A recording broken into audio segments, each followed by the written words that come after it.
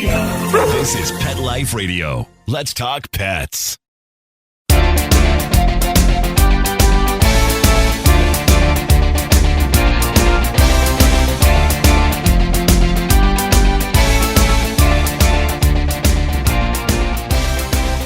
Hey everybody, welcome back to another episode of Groomer Humor. As always, we are your hosts. I'm Rudy V, along with Anthony Ray.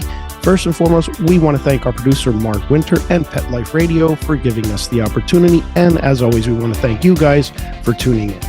Guys, in this episode, we're going to be talking a little bit about the challenges of staying in this very difficult career of dog grooming and how we could possibly support one another to make that challenge a little easier. We got that coming up in this episode of Groomer Humor. How many of you have pets? My hand's raised. Now think about how lucky you are to have such a sweet little pet in your life, and that pet is lucky to have you too. But unfortunately, there are countless pets out there that don't have a home to call their own. However, Bob's from Skechers is trying to change that. So we developed Bob's for dogs and cats to help pets in need. With every purchase of adorable Bob's footwear or fun, stylish apparel, or even the cutest Bob's pet accessories, Skechers makes a donation to Petco Love to help save shelter pets. And with your help, we've already saved the lives of over 1 million pets and raised over $7 million. So while you're getting style and comfort with features like Skechers' famous memory foam cushioning, you're also helping to save an adorable pet in need and helping another lucky owner be connected with a future best friend and companion, because happiness is having a loving pet by your side. Find Bob's at a Skechers store, Skechers.com, select Petco locations, or wherever stylish footwear is sold. Let's Talk Pets on PetLifeRadio.com.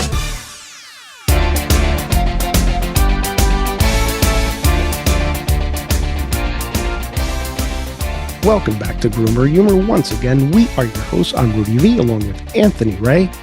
Guys, it is just so nice to talk to you guys once again about dog grooming. What a great topic. We do bounce around a lot. We do. I mean... But dog grooming is always the heart and soul, even if we're talking about Taco Bell or, all the numerous things we discuss. Yeah. By this time, you guys definitely have gotten to know us on a completely different level. If you guys didn't notice, when we did the Amy Lee live stream, I shaved. I gave Anthony a sanitary clip. So I forgot. Check that out. Go to Go Groomer. Go to Amy Lee live stream with us on there. You can see me giving Anthony a sanitary clip. I totally forgot I did that. Oh my God. You knocked over the camera. Dude, that was, you guys should go check that out. I must have suppressed that memory. Yeah, so did I. Yeah. There was people watching and I'm acting like such a buffoon. It was fun though. Thank you. It was fun. Yeah. We love you, Amy. We love you, Amy.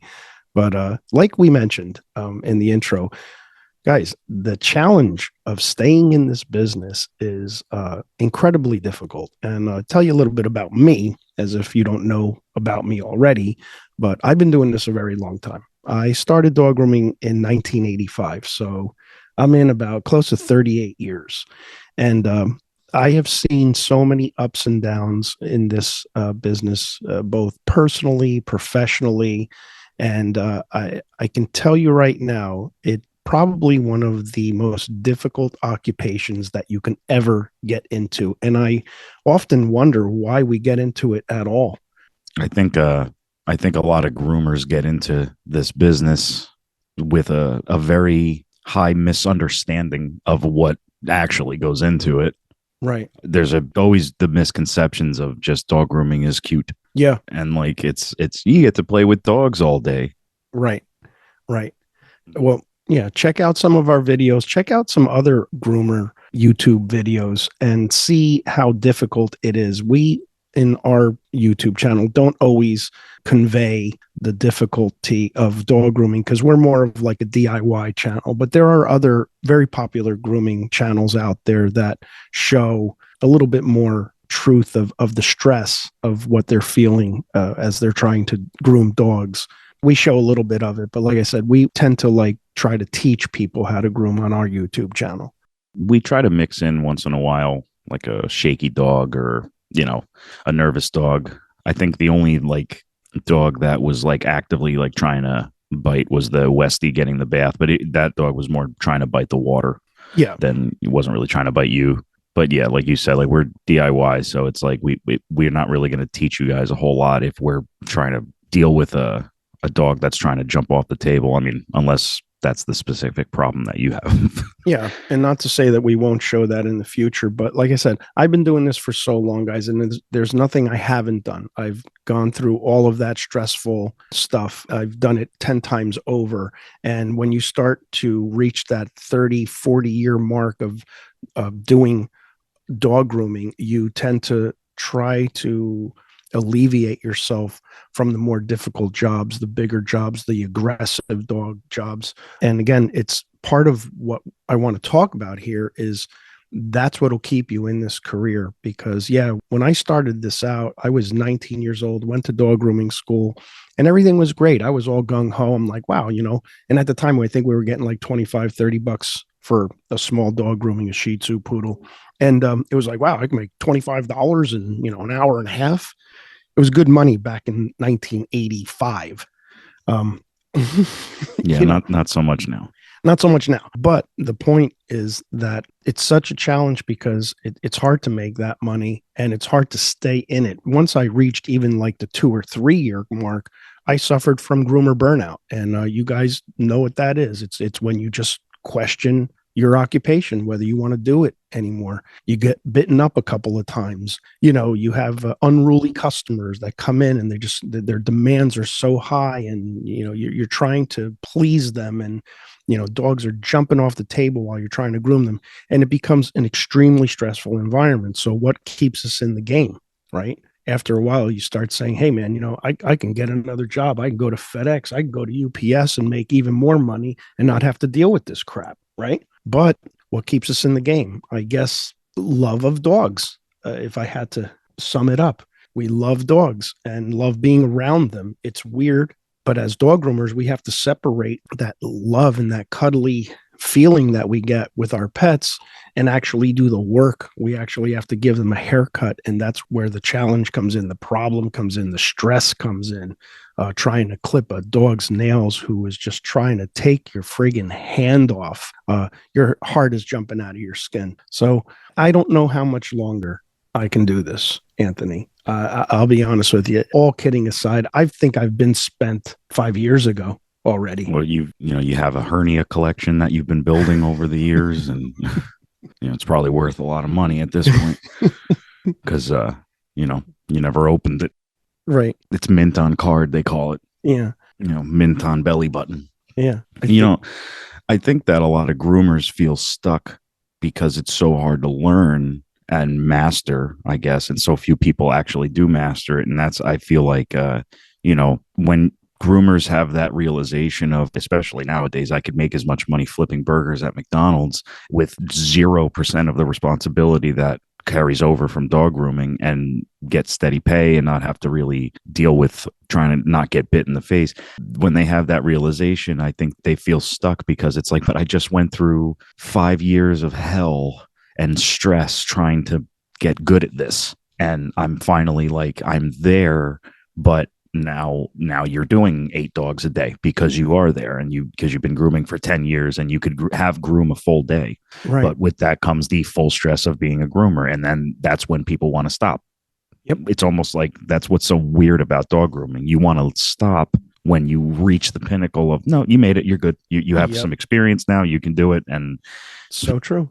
You're stuck though, because you don't really want to do it. You do. But once it occurs to you that there are so many easier things that you can do, yeah, and I feel like that's when it happens. It's like being in a bad relationship. You know what I mean? You become so used to it. I guess to quote Natalie Wood, it's better to stay with the devil than to seek something else. You get so far into it, and like you just said, you become good at it, and you invest so much energy and time and money into it that backing out of it is almost like, well, I'm not backing out now. Yeah. Are you kidding me?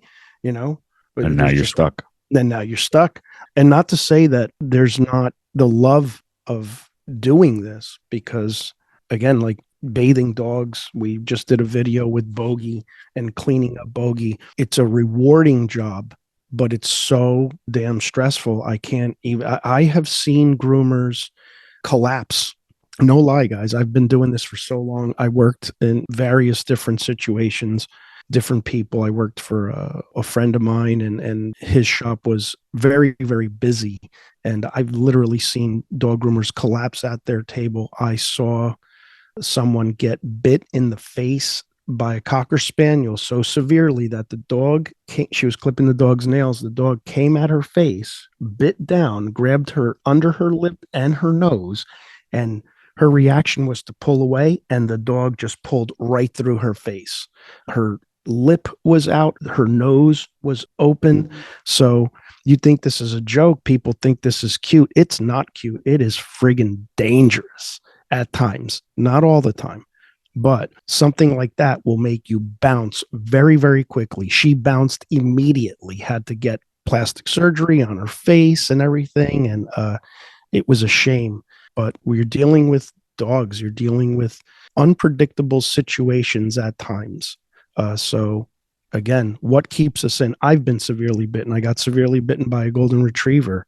I didn't want to go to work. I didn't want to go back. I just didn't even want to go back. Even the smell of walking into the shop I was working at, I was terrified because I got bitten up so badly. So what keeps us in? What keeps us in? I think part of it is we don't talk enough about it. There are certain occupations that are a lot more stressful than others. For example, being a cop in Manhattan, their suicide rate is so high because their job is so stressful. And it's just not a good job to get into because their job is so stressful. Dentists have a stressful job.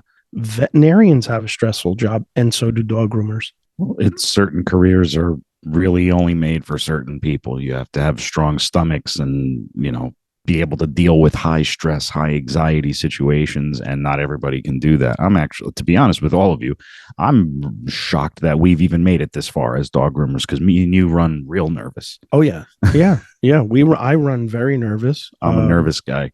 Yep. And that's part of the challenge too, is keeping yourself, calm enough to do this job so that the dog's not picking up on your nervousness, all of that. But I was watching recently a fellow dog grooming YouTube channel, very popular channel. I'm not going to mention their name, but they were doing this really, really big job. A completely matted, I don't know what kind of dog it was, but it was like a big, almost a giant double-coated breed, matted. The owner was giving her a hard time. Oh, I didn't want the dog shaved and all this. So she agrees to not shave the dog, which makes the job even 10 times harder. She's clipping out the mats and raking it out, blow dry. She just spent like 4 or 5 hours on it. And then one of the comments was, somebody left this rude comment. It said, "Stop complaining about your job. If you don't like your job, then just quit. Shut up and do your job. I was a hairdresser for 10 years. Okay, that's something that has to stop. Stop comparing hairdressing. And not to say that you guys don't work hard. You do, but stop comparing it to dog grooming. Okay. It has nothing. It's totally different. Yeah. And the stresses of it are completely different. Because when was the last time you went to the hairdresser and they cleaned your ears out with a cotton ball, or, you know what I'm saying? Or, you sat down and the person whose hair you're cutting starts biting at your scissors. Right. You know what I'm saying? When was the last time you were a hairdresser and you took one of your clients and put them in the tub and did their anal glands, Sign me up if you are doing that.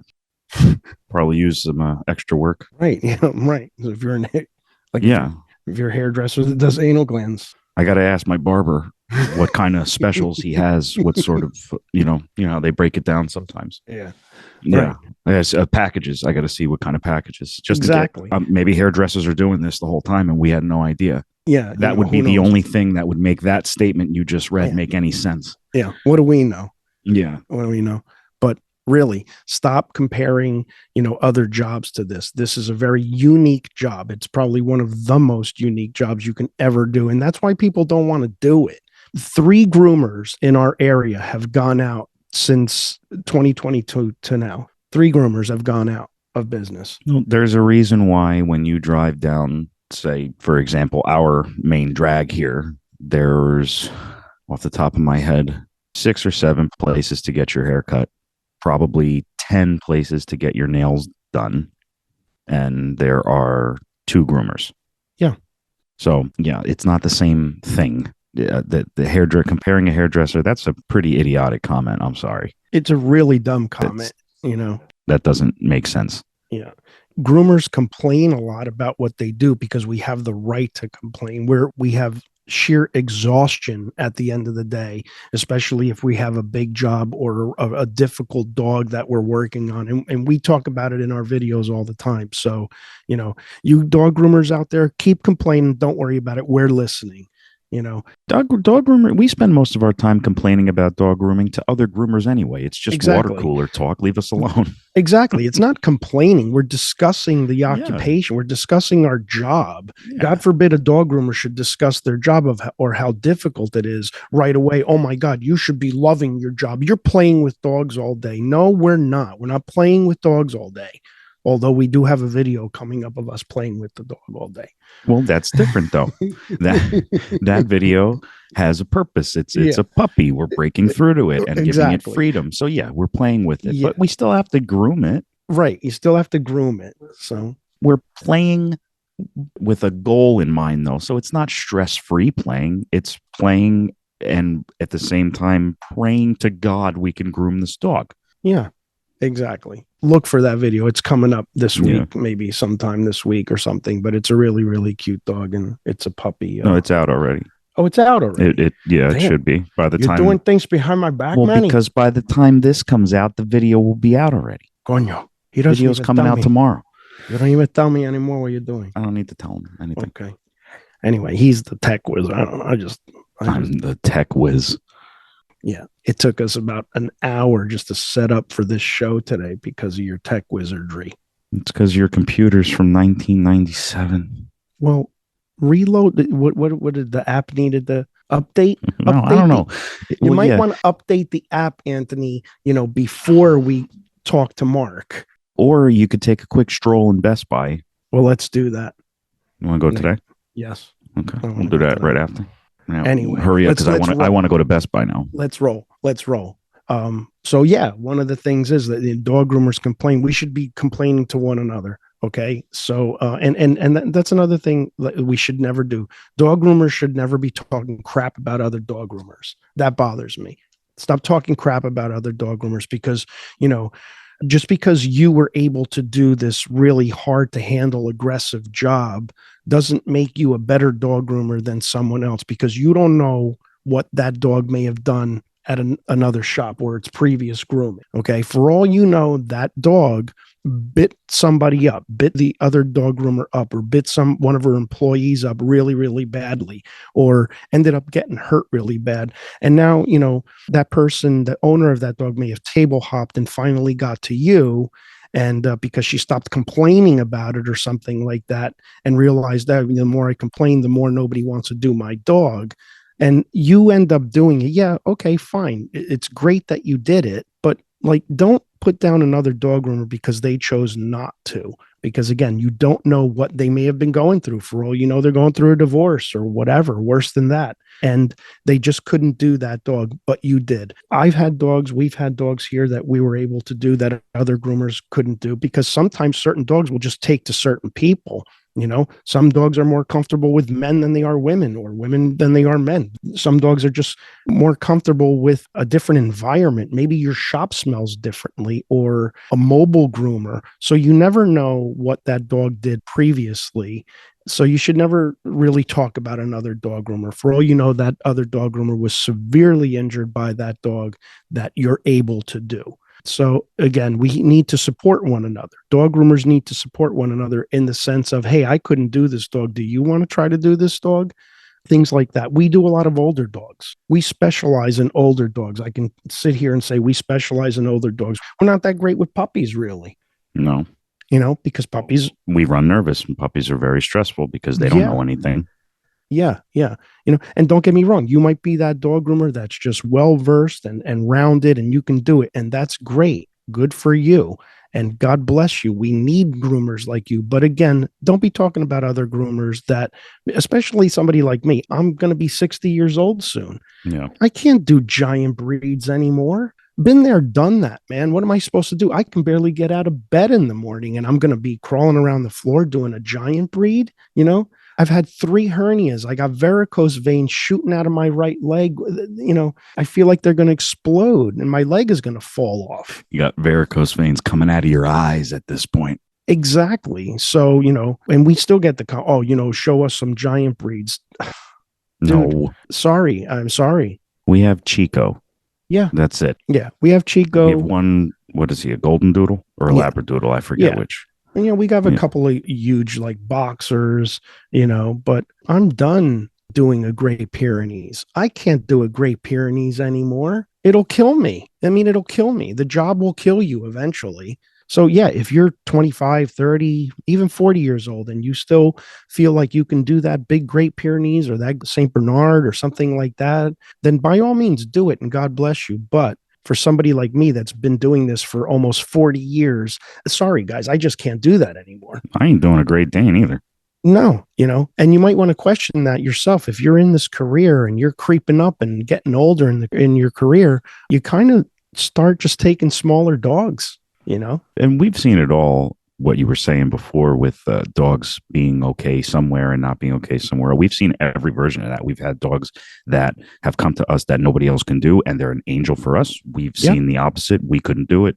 People went somewhere else. We checked in with them. They said, oh, no, dog was great.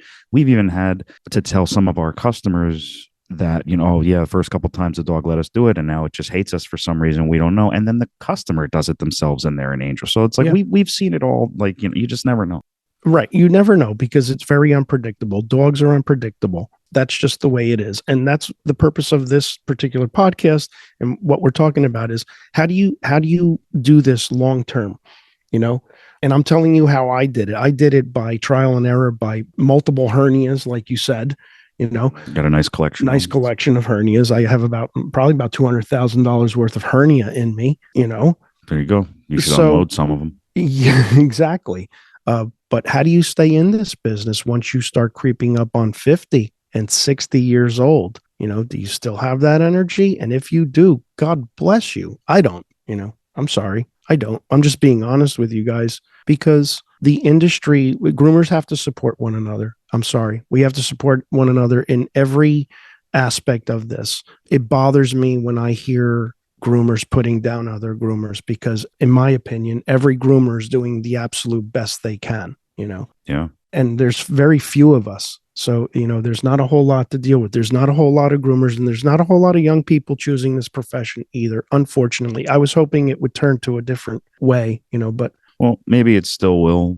I mean, we've definitely made friends with a couple of other grooming content creators and especially even at like expos, just enthusiasts, and it doesn't have to be grooming, like Chrissy Joy, where she's a friend of ours and she's just the sweetest person in the world. And, you meet trainers and groomers and all of that. So hopefully, especially since I see more expos, popping up and growing and everything. And, you guys hanging out with us, doing stuff like this and watching our videos and everything. I mean, it's definitely growing. I just don't, like you're saying, I don't really, I hope that there's no war start, especially between content creators, because it's not a contest. It's right. There's no reason for beef between content creators, especially grooming content creators, because we're all doing the same thing. We are doing the same thing. And there's a lot more, there's a lot of newer content creators coming up that I'm watching. I'm watching all these new guys and it's like, these guys are great. Where have you been? The more we talk about it and the more YouTubers there are demonstrating their style, where they are. I mean, there's a pet grooming over in Poland. There's another pretty popular one in China there that just showing their stuff. And the more we have, the more the platform grows. And again, you can actually see in the content creators who's doing what and who's specializing in what. And I think it's fantastic and it's only going to help. So the more people who are coming onto YouTube and talking about it, again, that's a form of support. And that's what we're talking about. We need to support one another And, you know, avoid these like idiotic comments. You get so many dumb comments, like we're grooming a dog. We've had comments where it's like, you should never cut a dog's nails. How dumb is that? So the dumbest comment I've ever heard, wolves don't trim their nails. Okay, but your dog's not a wolf. Yeah. Your dog lives in your kitchen. Your dog needs, you know what I'm saying? Like that's how ignorant some of the common wolves, you should leave dogs being natural. Dogs are not natural. Okay. They're not wolves. I remember when I put that wolf video out. God, it's so old. I have to watch that and see how stupid I was. But yeah, for any of you who haven't been with us since that long ago, I put a wolf video out about, our wolf's huskies and all of that. And all somebody got out of it was, wolves don't cut their nails. So how do they do it? And it's like, dude, you don't think that wolves having to hunt and living in wooded areas or freezing cold temperatures with the terrain, you don't think that those nails get filed down. They live in the kit. They don't live in the kitchen. Yeah. Why are you cutting that dog's pads? It's unnatural. You don't cut a wolf's pad. Well, a wolf needs its pads because it's running through the forest. Again, because of the terrain. Yeah. The wolf isn't running on a nice linoleum floor. Yeah.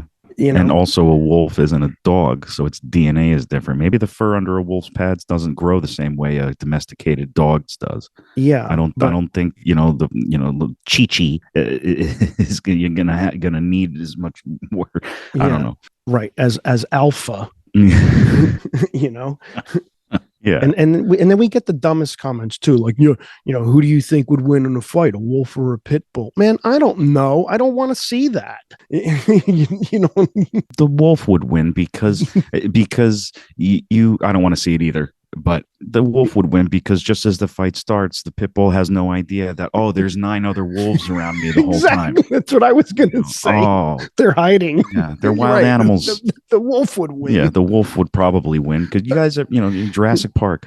Clever girl. Oh, yeah, you're hunting the raptors and he looks to the side and there's one staring at him the whole time. Exactly. That's what wolves do. That's what wolves do, But good luck. Again, we're talking about dog grooming here, so we're dealing with a lot of comments, a lot of ignorant comments. But like I said, when I read that comment off of the other YouTube content creator channel, it bothered me. It bothered me a lot because it's like, how dare stop complaining about your job? Get out of here. Doesn't everybody? Everyone complains about their job. Why aren't dog groomers allowed to, So again, you guys want to complain, you complain to us and, we'll listen. We're sympathetic and we're sympathetic to the client too, because ultimately this is what leads to, a good dog groomer and having the dog have a good experience. With that being said, guys, this show is running low. So let's cut the break and then we'll come back and we'll sum it up. We'll talk about a few more things. We'll be right back on Groomer Humor. Take a bite out of your competition. Advertise your business with an ad in Pet Life Radio podcasts and radio shows. There is no other pet-related media that is as large and reaches more pet parents and pet lovers than Pet Life Radio. With over 7 million monthly listeners, Pet Life Radio podcasts are available on all major podcast platforms. And our live radio stream goes out to over 250 million subscribers on iHeartRadio, Odyssey, TuneIn, Stitcher, and other streaming apps.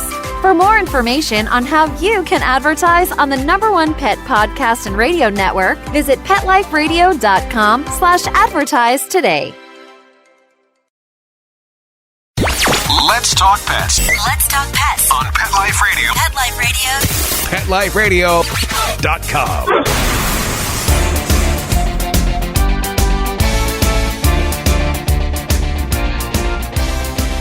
Welcome back to Groomer Humor on Pet Life Radio. We are your hosts, as always. I'm Anthony Ray, hanging out with my dad, Rudy V. And today we're talking about some of the challenges of remaining a dog groomer, not even so much becoming one. It's about remaining a dog groomer. We're talking about my dad's collection of hernias that has grown. So, it's good. You're setting up for retirement if you ever sell any of those. And just it's a struggle. It's a struggle doing this. You just mentioned a minute ago that with the Great Pyrenees and everything, I'm 33. I'm at that age right in the middle of like, yeah, you have enough experience, you can groom, and you're not too old. Like I'm at that age where it's like I should be doing some Great Pyrenees dogs or some, some bigger, and I'm still not doing that because it's just doing what we do, which is mostly mid to smaller sized dogs, older dogs. I'm still spent by the end of the day. Sure. And I'm only 33.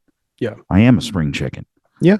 But my back is killing me by the end of the day because this business just it does destroys your body. Absolutely. You can bathe one dog and your back will be out for 2 weeks. One dog that is shifting its weight to the back of the tub or sitting constantly, that you have to basically lift with one hand. I've given dogs baths that I've had to lift them. And, not old dogs, dogs that are, whatever, middle-aged, they could stand perfectly with no hip problems, but they just like to sit because the water makes them, and I need them to stand. I've had baths where I've picked a dog up 30 times. Sure. Like, okay. And okay, baby, it's okay. Like, it's or like even like the jump scares as far as like grooming a dog with a clipper. I could be doing a sanitary clip and just the dog keeps sitting on the clipper and it's just like, did I cut him? Did I cut? How many times have I said, Anthony, I think I cut this dog? And it's like, oh my God, I didn't. I can't believe I didn't cut this dog, or the dog's biting at the clippers. And it's the stress of this job is only another groomer or you guys grooming your dogs at home could relate to. Try grooming your dog and then we'll talk. And then after you do that, stay in the industry for 40 years, 50 years, and you tell me how you feel at the end of that tunnel, because there's a good chance you're going to feel just like me. And I'm still in it. I'm not going anywhere. I'm working with a severe hernia that flares up on any given time. Right now, we be in 5 dogs in the day, prep everybody, and I got to finish everybody. I still got 4 or 5 hours of grooming left, and my hernia is on fire to the point where I can't even move. How am I finishing these dogs?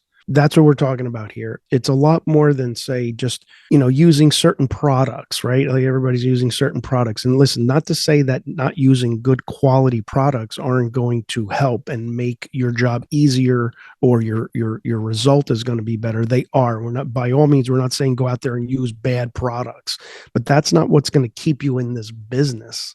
Okay.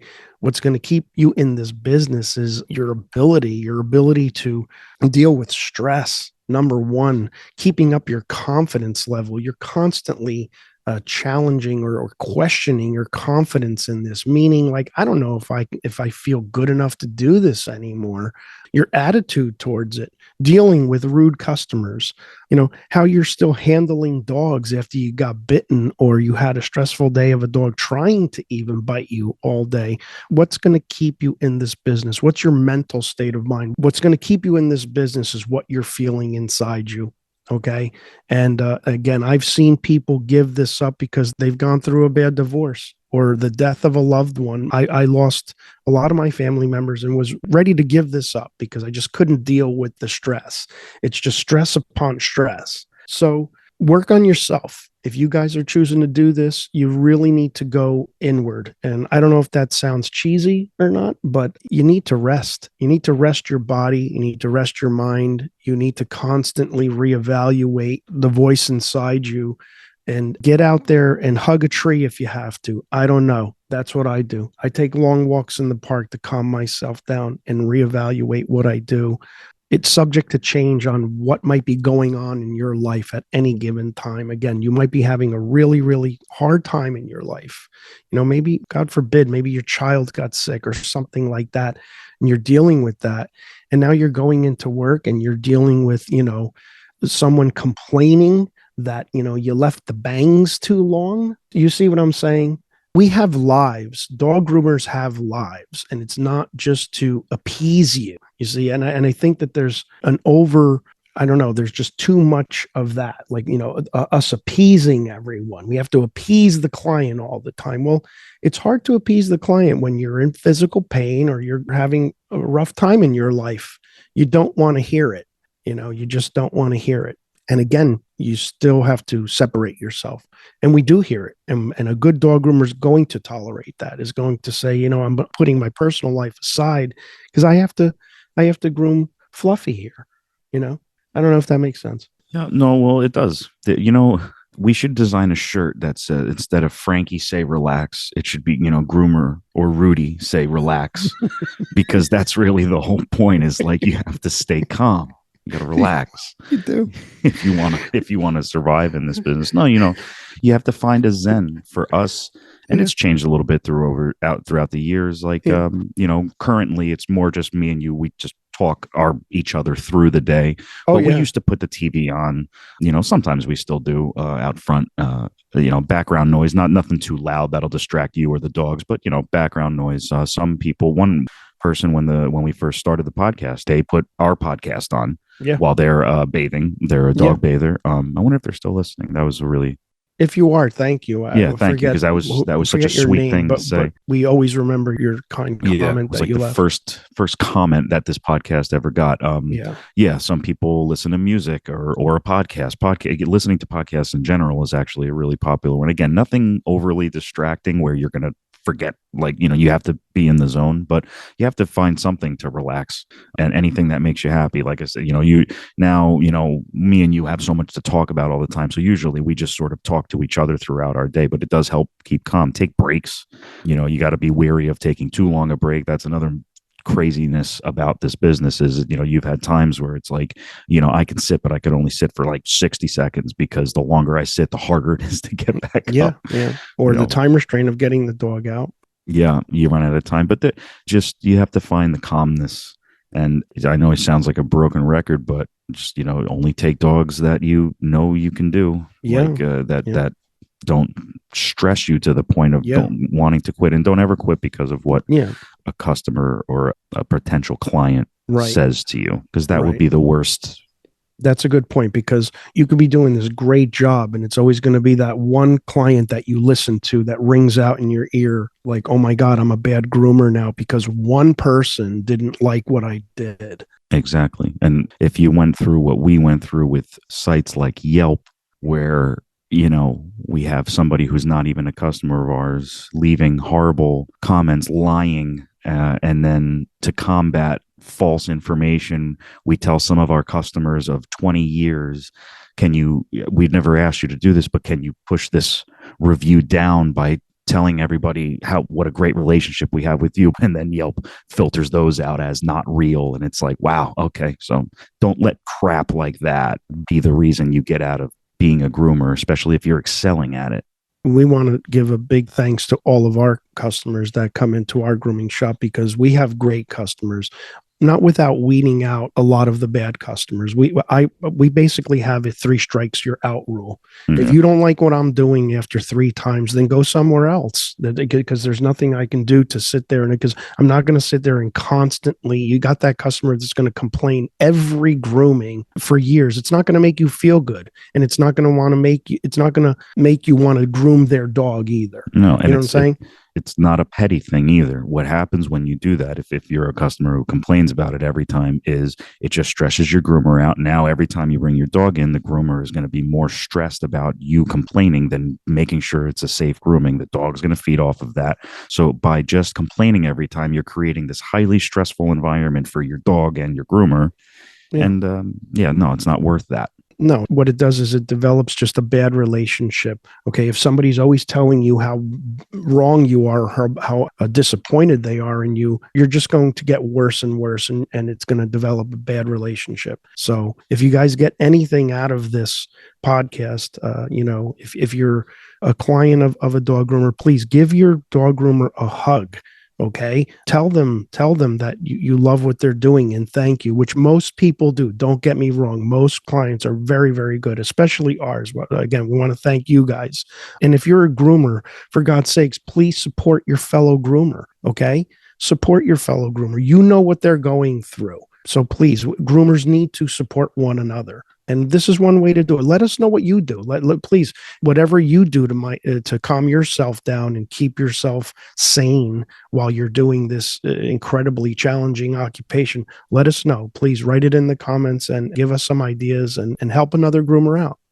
All right, well, that's going to do it, guys. Thank you so much for hanging out with us. As always, we'd like to thank our producer, Mark Winter. Thank you so much, Mark. If you haven't already, head on over to our YouTube channel. It's called Grooming by Rudy. That is Grooming by Rudy on YouTube.com. Leave a like, share, comment, subscribe, all that fun stuff. You could also like Grooming by Rudy on Facebook, follow Grooming by Rudy on Instagram and Twitter. It has been an absolute pleasure. As always, take care of yourselves and your pets.